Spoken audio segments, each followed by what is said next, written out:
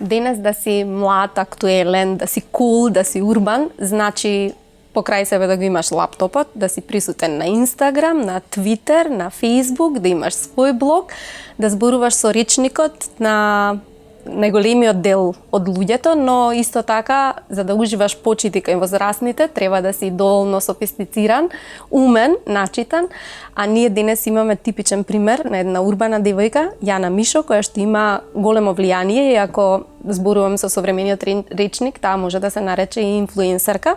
Добре дојдовте, Јана, во Астрорум. Ти благодарам, Бранка. Не ми е пише толку страп од камери со ваква најава и драго ми е што сум тука. Пред нас се, значи, вашето гостување неколку пати оправдано досега, беше прашање на време кога ќе седнете на ова столче, да ни објасните како од толку млади години веќе имате инструкции, и тоа многу добри, за Париз, за човек не само да не се изгуби, туку и да помине многу убаво време таму. Веќе зад себе имате 2 романи, едниот е во печат, третиот, и еден практичен прирачник за Париз, за кој што го споменав. Јана, вие почнавте како блогерка и книгите се само една последица на она што веќе го напишавте на вашиот блог. Кажете ми, од каде желбата за пишување, од каде фасцинацијата за Париз? Желбата за пишување не знам баш точно да ја објаснам, веројатно тоа си доаѓа само по себе, едноставно ти текнува. И некој веројатно се фаќа за апарат, некој се фаќа за сликање, јас се фатив за пишување. Фасцинацијата за Париз ми доаѓа од едно комплицирано место, бидејќи не го избрав јас, не го гледав, не посакував дугачко да ја стигнам таму, него го познавам од многу мала.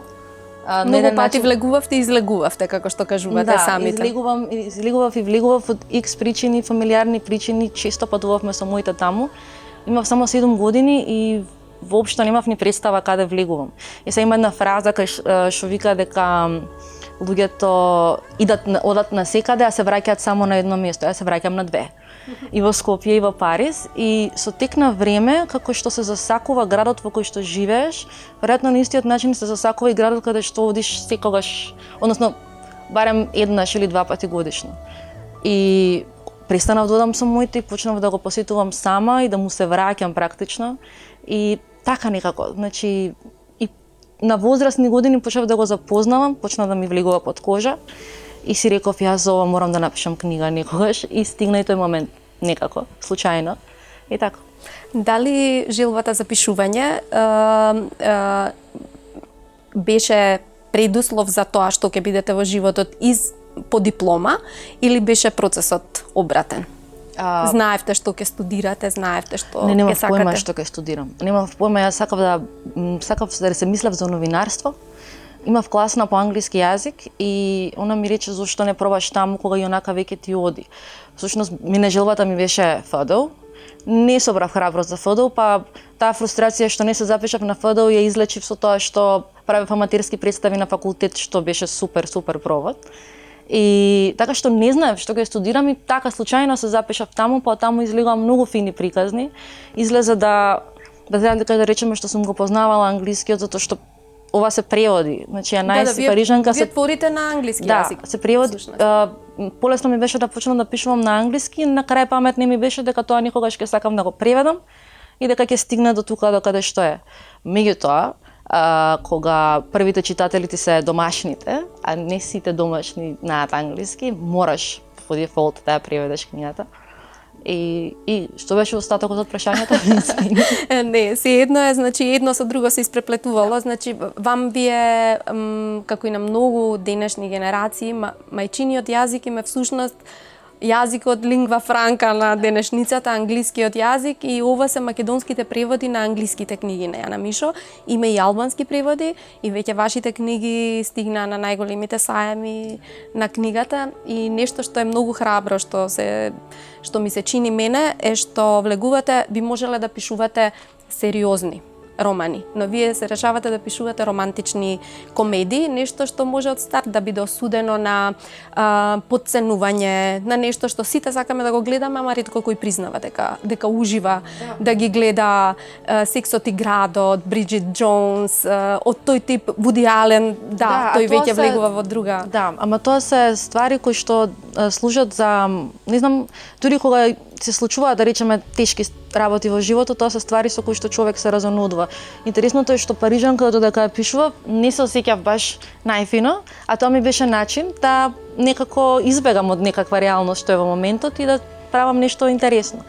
И практично си направив аватар во книгата, значи Вие сте таа скоро парижанка. Не баш, значи практично извадив се што не ми се свиѓа кај мене во моментот, го ставив таму и се расправав со ликот. Ваква си, таква си, не може ова, не може тој. Например, и тоа ми беше начин да заштедам многу пари на терапија и да некако излезам од тој некој непријатен, не неколку непријатен период, ама ете така. И мислам дека сите што го поминуваме или во пубертет или особено мене работен наслов за книгата ми беше на англиски е Quarter Life Crisis, четвртвечна криза ќе дојде на криза на четвртиот век. Она што ние начекаат Middle Age Crisis, значи Quarter да Life. речеме. Ево, се случува нешто и тој го истражував, се случува нешто на тие некои 25-30 години, а кога не знаеш кај се наоѓаш во животот и не знаеш што ќе те снајде и не знаеш што ќе правиш во иднина, не знам да работам, знам да работам, не сакам ова, сакам тоа. И целото тоа бунило што ми се случуваше во тој момент го префрлив тука. И кога завршив книгата, се почувствував како да сум го надминала, делумно. Секој ден си има некакви кризи, некакви стресови, ама сте ја канализирале енергијата на најдобар можен начин, уште да имаат полза и трети лица. Дај Боже. Да, прво ја издадовте Анаис од Монмартр, така? Или прво беше Скоро парижанка или заедно? Со Арсламина, прво Анаис од Монмартр, па Скоро парижанка, а прва книга од 2014 Скоро парижанка. Да, таа ви е прва, на англиски јазик изборно. Да проговориме малку за третиот роман, тоа е практично аватар на вашата Мија, на блогот, на ликот кој што колумнистот. Тоа беше многу случајно и многу симпатично и тоа беше сплет на околности од неколку дена. Значи, мене ми се свиѓа да се опуштам со романтични комедии, со тинејџерски филмови, особено во денешно време кога ги прават многу супер и многу внимание обрнуваат на поширок диапазон на тинејџерски проблеми. Значи, не е како порано најпопуларна во школа и не знам спортист, па тоа клишеа и порано се случуваше да речеме да тој што е најнегативец во филмот да го остават тек така и да као му се врати се лошо што правел. Сега другачие пристапуваат на работите и многу ми се допадна To All the Boys I've Loved Before, како е на македонски преведена, не знам дали уште преведена. Ама 2 дена покасно се случува магазинот Хаштаг за тинејџери, каде што ја разговарам со луѓето таму дека они би сакале да пробаат некаква, затоа што младите не би реагирале баш така лесно на колумна како возрастните, можеби некоја тинејџерска приказна во епизоди. И ја им реков, ќе пробам вечер, ако не ми иде, нема да има ништо. А ако ми тргне од вечер, онда ви кажувам устар дека ќе имате за унапред за неколку недели епизоди. И седнав и ми тргна. Да, и многу интересно ми се вида, многу полесно ми беше затоа што не е приказно за возрастни каде што треба да ја имате оградата, не се очекувањата такви. Некако така и многу ми беше полесно да ја склопам приказната. Плюс црпев од моите тинејџерски денови, од сите другарки и другари. Брат ми е тинејџер и многу ми помага, ми беше прв уредник на сите епизоди. И така некако испадна да биде фино. Завршивме некаде околу 15-16 епизода таму, остатокот го има во книгата и мислам дека искочи како што треба дека добро. Ама вам нема да ви остане изгледа пуста желба ФДУ, зашто ова се готови сценарија за ситкоми, за романтични комедии, за серии за тинејџери. Има луѓе што ми пристапиле да речеме со таа идеја, ама мене тоа ми е панично од старт да размислувам, али да, мислам има спремно малтене да се напише сценарио и може да биде, ама дај Боже никогаш. би било фино. Знаеме дека некои категории се запуштени, вие го покривате тој празен простор, да речеме веќе почнаа да излегуваат книги за young adults. Меѓутоа за тинејџерскиот, младешкиот период, особено урбаните деца, од овие простори како да е малку застапен, како луѓето да меч со две острици. Дали ќе бидат доволно cool за генерацијата, а дали ќе бидат доволно нормални за возрастните, односно тие да не паднат во несвест, како младите размислуваат, прогресивно. Дали, предпоставам дека имавте поддршка од вашите родители, од се прилично е храбро, или излегуваат книги под псевдоними, оние што имаат деликатни тематики, но ова е навистина храбро, мора да се каже, па дури и во денешно време. Зборуваме сега за Мија или зборуваме Се едно зборувам за вашите ликови и за вашите диалози внатре, каде што веќе не комуницирате на стандарден начин нарацијата и со емотикони и со современите средства, значи тука имаме парчиња, чет романи. Да, има. За Мија ми беше важно да биде така на тој принцип да им се доближи на публиката за која што е наменета, затоа што многу лесно препознаваат они скриншотови од на тој принцип и трачарат. Порано ние сме трачарале само со препричавање или евентуално со покажување на пораки од телефони, ама мораш да му го покажеш вака, а они веќе праќаат скриншотови, прават флом и така натаму. И затоа ми беше интересно тоа да го направам. Така беше на интернет и така се обидовме да го префрлиме и на упечатеното издание. За конкретно, пошто скоро Парижанка е прва, јас кога почнав да пишувам, само знаев дека ја пишувам. Тотално бев извадена од памет дека некој ќе ме дознае, како кој знае што да правам.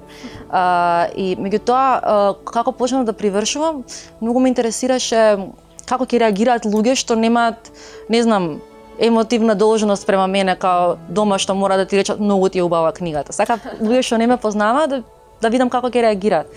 Почнав да истражувам за само издавање на Амазон и ми беше планот да направам... Вие ги имате книгите на Kindle, се нудат секој што сака да ги комплетно ги промовирате на најсовремен начин, она што се бара денес. Само на македонски ги нема на Kindle, ама ги има на англиски, така и беше оригиналот. Се обидов да направам некакви корици и да ги ставам таму, па после тоа читав дека треба да комуницираш со книжевни блогери кои што би ги ставиле, би ги препорачувале ако им се допаднат.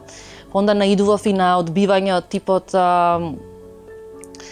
има ли секс во книгата и дали се случува пред отворени или со затворени врати, кој им речев па сега не баш, иако има е зад затворени врати, добро не. Се бара, треба да биде поделикатно. Да, треба да биде поделикатно и не сме толку заинтересирани. Нема везе, али во секој случај налетав на неколку блогери кои што не ме познаваат, кои што се Америка, Канада, Австралија и така натаму, англиско говорно подрачје, кои што прифатија. И ми беше многу интересно кога добив првата елаборативна, позитивна критика од човек што не ме познава, не сум му платила, нема ништо такво, него едноставно му се допаднала книгата. Тогаш сфатив дека може треба ова да го правам и понатаму. Доволен поттик, да, ветер во едра во секој случај. Избрав псевдоним затоа што не знам, се плашев да ме дознаат. А вие сте инаку? Оригиналот е Јана Соколовска е оригиналот, да. А ова е името на прадедо ми. Ми требаше нешто што не е скроз случајно, што не е измислено, затоа што као потајно да знаев дека еден ден ќе треба ја да го кажам тоа, па избрав нешто што е малце позначајно. Значи беше со сигурни чекори, а ако случајно појде работата како што не треба, да си имате алиби, но еве конечно излезе се добро и сте навистина присутни во јавноста и веќе ве препознаваат, се етаблиравте како име, сега тешко дека ќе докажете дека сте Јана Соколовска, веќе сите ве знаат како Јана Мишо. Со сите овие механизми со кои што добро владеете и на промоција и на пишување и се, нели предусловот е да се знае да се пишува и да тоа што велат вака улично држи вода. Како сте задоволни од гласите? Рековте една критика од непознат човек, но вака знаете како многу е сурово. Веќе сопираме да зборуваме за уметноста, сега е важно колку книги се продаваат и бројката каква е во светски рамки, во домашни рамки, дали има оправданост нешто да се печати, хард копи и така натаму. искрена да бидам за конкретно за ова до сега што излегло, барем книгите, не сум прочитала или не сум нашла негативен коментар. Значи главно луѓето кои ќе ми се обратат, веројатно ако имаат негативен коментар немаат ни намера да се обратат. Меѓутоа главно луѓето што ќе ми се обратат се заблагодаруваат, се среќни, им е драго, им е неверојатно дека е македонски автор. Јас уште не се снаоѓам со тие комплименти, па као не ми се ни верува дека никој непознат, дека никој непознат ми се обраќа. Али навикната сум. Мислам дека не би ми било проблем и негативен коментар, затоа што тоа што ќе помине преку мојот филтер, ако ја речам ова е добро, го завршив и нека тера, нема шанси да можам само да сватам конструктивна критика. Тоа би било супер. Затоа што претходно пишував колумни за Овнет, каде што јавно си ги кажуваш мислењата кои што многу често знаат да бидат контроверзни. Ја не ги доживував како контроверзни, ама имаше луѓе што ги доживуваа така и онда имаше жестоки реакции. Имаше жестоки реакции, имаше таму од измислување приказки до навреди, меѓутоа ја на ништо тоа не трепкав, затоа што пак ќе кажам, ако прошло преку мене, ако прошло преку уредник, ваше мислење се што сака да прави. Легитимно право е секој да го каже мислењето, па колку и тоа да е вистинито, невистинито, без основа, Кога ќе решиш да ставиш нешто во јавност, мораш да бидеш спремен дека на некој нема да му се свиѓа. Тоа е тоа. И во ред е. Стварно не мора на сите да им се допадне се што ќе направи човек. Ги допревме вашите родители, да речеме онака маргинално, тие се виновни што ви инфицира со пари, со такви нешта. Што друго во животот ве храни за да излегуваат вака книги, а да не е самата книга? Предпоставувам дека сакате да читате, дека знам дали ви е омилен, Вуди Ален, од она што можев да прочитам за вас. Ја имав многу среќа да, пример, јас не потекнувам од уметничко семејство. Меѓутоа имав среќа да имам спремни родители кои што пошто јас покажував интерес за тоа, кога ќе прашам што е ова и тоа многу мала возраст, да они бидат спремни да ми кажат и да ми објаснат. Со дали беше љубов на прв поглед, затоа што она време кога на телевизија не се знаеше во кое време што се дава, го имаше Spellbound на Хичкок, каде што дали има режирано сцената со сонот. И ја имав 3-4 години, не знам.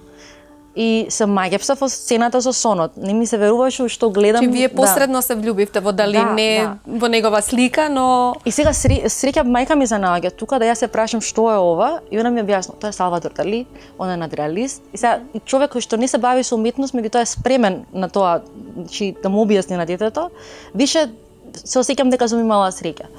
Да, после вие како беше реалист, хиперреалиста, како во книгата? Кој? Јас? Да, не знам како дете, тоа ќе каже мајка ми на некоја промоција, можда накнадна. Не, од тој момент знаев дека многу ми се свиѓа. Како дете, за таа љубов ја изразуваш веќе наредниот ден, доаѓа маче во двор. И мајка ми вика, еве ти маче како ќе се вика? Ја викам Салвадор Дали. Ништо друго немам појма. Да после тоа више сум голема, више разгледувам, па после доаѓа интернет, па идам во Фигирас во музеот каде што ми беше неверојатно доживување. И тоа има, значи, а и самите сликате колку што разбрав. Да, ама доста слабо. Значи тоа ми е така како за буквално за опуштање по дома, тие што сум имала среќа да излезат како што треба, ги има или под кревет или на зид кај мене, меѓутоа не сум спремна за таква интерно хоби. Да, баш интерно хоби, да. Што друго кога не би го правеле ова би сакале? Добро, јас претпоставувам некако длабоко верувам дека ова ќе излезе во нека друга мултимедијална форма, бидејќи се така пишувани, човек кога ги чита му се создаваат слики, ситуации, на момент кога ќе стане густо доаѓаат смешните моменти, па тоа значи вистина е размислувано драматуршки. Не знам, затоа што се плашам од клишеа и се плашам од патетични сцени. Некако природно ми дојде да секаде каде што ќе се налета на нешто романтично, нешто по така драматично, да го прекинам со нешто смешно. Така сакам да не ве обвинат за површност, за лигавост, за многу романтика. Ако ти лежи тоа и ако сакаш да го пишуваш и тоа можеш, имаш комплетно право да го пишуваш. Мене ми смета за мене дека ја валјда не се изразувам така, па морам да газат у калови, да се лепат за мастики, да кршат раце, нозе свашта нешто такво и полесно ми е така. Последниве Европа, декади женското перо некако почнува не само што се наметна, туку почна и да доминира. Можеби во третиот дел на Бунтовни девојчиња треба да најде место Јана Мишо, да најдат ликови и од регионот и од светот, некои нови хероини. Вам таа женска естетика ви се допаѓа или повеќе машката, а вие канализирате низ вашата женска? Искрена да бидам, мислам дека повеќето ликови, повеќето уметници што ме фасцинирале биле мажи, спретна околности. Мислам дека никогаш не сум размислила дали се мажи или жени. Не правите родова дискриминација? Не, едноставно тој ти се свига и тоа е тоа. Многу ми е драго дека се повеќе и повеќе се наоѓаат, да речеме, и писатели и било какви други влијателни личности кои што се жени, кои што истовремено не се ни оптеретени од тоа дека они треба да се борат во некаков машки свет, него се само случајно жени, а се толку брилјантни, да речеме, во тоа што го прават. Што последно ве има одушевено, што имате прочитано, бидејќи јас да споменам за гледачите дека вие не знам дали сте крунисана или формално сте ексклузивец на Арс Ламина, што веќе зборуваме за серијал. Од ваши книги, што друго ви има одушевено сте прочитале во последно време? Последната книга што ме воодушеви е на македонски, мислам дека би му дошло Сино Брадиот, Bluebeard од Вонегат. Значи јас тие автори. Омилена книга си уште ви е Дракула? Влад. Да, може би. Не сум размислила во последно време од сите што ги прочитав која би ја истакнала. Мислам, уствари би ја истакнала Bluebeard од Вонегат. А Влад ми се допадна многу затоа што покасно дознав дека ја пишувал глумец. И глумец, бидејќи е глумец, човекот и пристапил на еден многу поинаков начин и ја направил буквално како спремна за филм. Ми се допадна тоа дека обработува историска тема, а бега при тоа од целата поп култура околу Дракула. И не ви ни препоставив дека таква епска фантастика ми се допадна. Ама ете, али таа е заднја што ми текнува како омилена, а последна што ми остави впечаток е Bluebeard, затоа што ја кога бев на саем претходната година, реков дека ќе купам нешто такво и реков дека ќе купам нешто од Вонегат и не ми се веруваше колку многу ме воодушеви и колку касно сум го открила.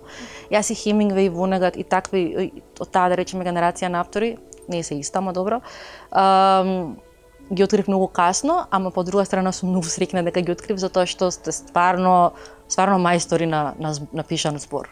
Тој бил вистинскиот момент. Бе нашле. Да, вас кузне порано. Може да не ме најдат, ја ги барам. Да. Гарантирате дека со ова некој добронамерник ќе отиде во Париз и ќе се снајде добро, применливо е за сите? Да, таму избегавав да пишувам прирачник? ствари што што би можела да се најдат во обичен водич. Значи можеш да отвориш пред да одиш во Париз на интернет и да најдеш се што би те интересирало, меѓутоа јас сакав еден пристап поинаков да дадам таму, дека да речеме работи кои што не би требало да се пропуштат, а ќе ти го возможат тоа чувство дека си отишол во Париз. Некогаш на обична улица ќе ти биде многу повпечатлива од една Ефелова кула, иако не е за фрлање Ефеловата кула, добро. Али мислам дека ако се раководи човек според тоа, дека доста фино ќе поеди. И на крај ќе има една сопствена книга, дневниче од патувањето. А колку тажно ова што се случи со Нотр-Дам? Да, тажно.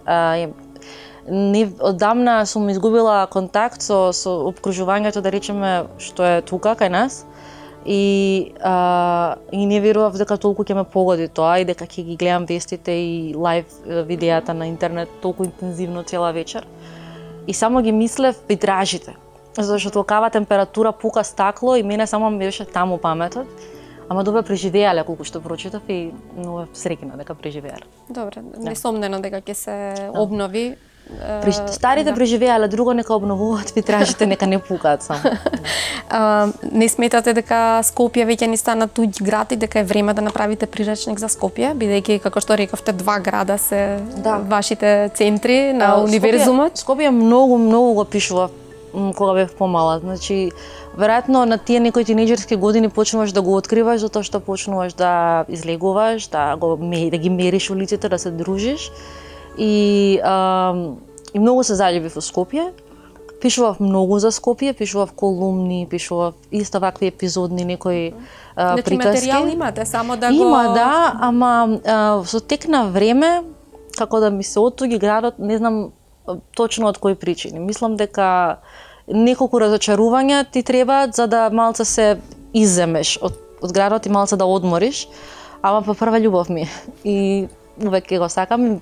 Да ти кажам и советов ти е таман и дека може да направиме прирачник. Може преку прирачникот некои нови генерации да си го запознаат градот и да им влијаете да го засакаат. Да, може. Да. Може, фино е тоа.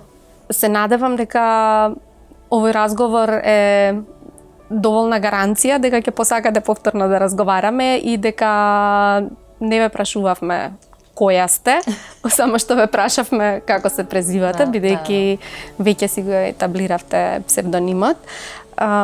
Јас, книжарницата ви е позната, книгите ви се познати, меѓутоа како секој добар домаќин, ред е да ви подариме нешто и се надевам дека оваа книга, бидејќи е сега излезана, немате веќе во вашата домашна библиотека, а кога разговараме со силни женски ликови, мислам дека ќе биде соодветна. Ова е биографијата на Мишел Обама.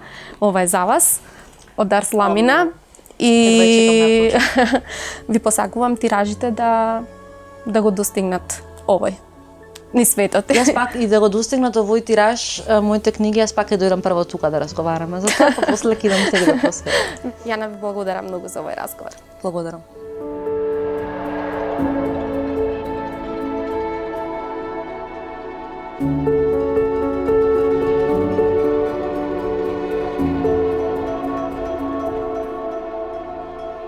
Thank you.